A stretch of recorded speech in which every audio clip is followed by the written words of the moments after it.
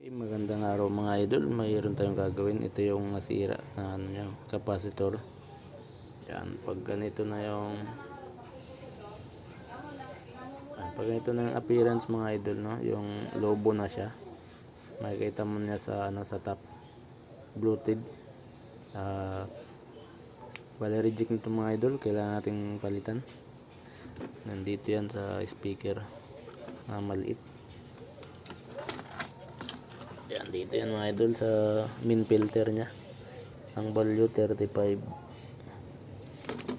volt to 1000 UF, 1000 microfarad. Maghanap muna ako sa stock, mayroon. So ito okay. Ayan, pag ganyan mga idol. Ito naman sa easy side naman to,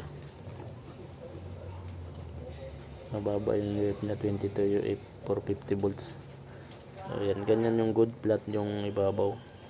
Ito yung sa DC nya, main filter cap, bluetooth na. At meron siyang isang sirang resistor mga idol. Tinanggal ko na yan, kinalawang 470 ohms. Maghanap din ako, meron ako dyan sa stock. Ayan, dalawa lang yung papalitan. So issue nito, walang power kasi yung ano nya, putol na, kinalawang yung resistor. So, maliit lang yan,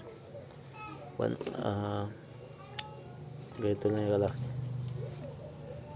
1/4 watts na resistor. So ayun muna mga idol yung gagawin ko. Maghanap muna ako ng pamalit, tapos ihinang ko lang.